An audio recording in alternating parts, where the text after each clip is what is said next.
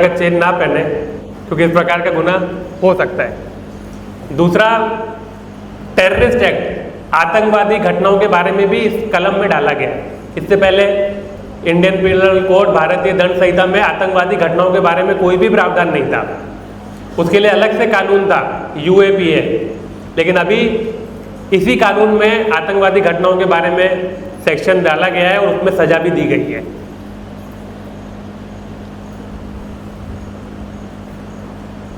जो राजद्रोह का कलम था उसको बदलकर देशद्रोह का कलम लाया गया है, जिसको हम लोग सेडिशन बोलते हैं, जो कि बहुत ही कंट्रोवर्शियल कलम है और ब्रिटिश काल से चलता आ रहा है। जो भी लोग सरकार की निंदा करते हैं उनके खिलाफ यह कलम लगाया जाता है, जिसको राजद्रोह का कलम बोला जाता है। उसको बदलकर देशद्रोह का कलम डाला गया और कहा गया है कि ऐसा कोई भी काम जिससे देश की सुरक्षा और अखंडता को नुकसान पहुंचता है, हानि पहुंचती है, उसको देशद्रोह कहा गया है। इसमें आर्म रेबेलियन को बढ़ाना, मान लीजिए अपनी आर्मी बनाना और उस आर्मी के माध्यम से लोगों उसके साथ मारपीट करना, उसको ही देशद्रोह कहा गया है।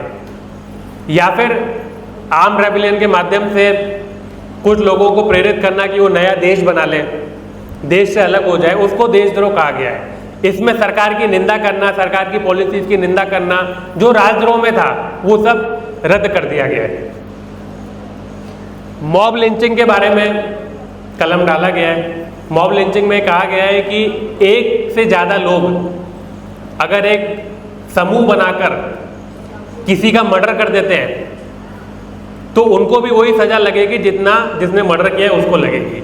मान लीजिए 10 लोग आते हैं, 10 लोग में से 9 लोग खड़े रहते हैं, एक आदमी आके मर्डर कर देता है तो 10 को मर्डर की सजा लगेगी, उसको मॉब लिंचिंग कहा गया। उसके लिए अलग से सेक्शन है। पहले भी था, पहले मर्डर के सेक्शन में अबेटमेंट करके कि इसने उसका साथ दिया करके हम लोग पुलिस उसमें सबको आरोपी करती थी, लेकिन जब कोर्ट में केस जाता था तो उसको उम्र कैद लगाते थे, उसका साथ देने वाले को 2 साल की सजा, 5 साल की सजा ऐसा लगाते थे। लेकिन इसमें कहा गया है कि मॉब लिंचिंग अगर 10 लोगों ने मिलकर किया है, मारने वाला भले ही एक हो, लेकिन जो 10 लोग उसकी मदद कर रहे हैं सब पे बराबर सजा लगेगी, मर्डर की सजा लगेगी। संयुक्त गुनहगारी को भी इसमें नया एक सेक्शन डाला गया है, जो कि पहले महाराष्ट्र में मोका एक्ट के अंडर में आता है, Maharashtra control of organised crime act, लेकिन इसमें अलग से कलम दिया गया है और इसके अंतर्गत संयुक्त गुनहगारी में के कलम हम लोग डायरेक्ट भी लगा सकेंगे। पहले संयुक्त गुनहगारी के कलम लगाने के लिए आदरणीय IG सर का परमिशन, फिर DG ऑफिस का सैंक्शन उसमें लगता है, लेकिन इसमें हम लोग डायरेक्ट उसमें लगा सकेंगे अगर कोई 2 लोग, कम से कम 2 लोग,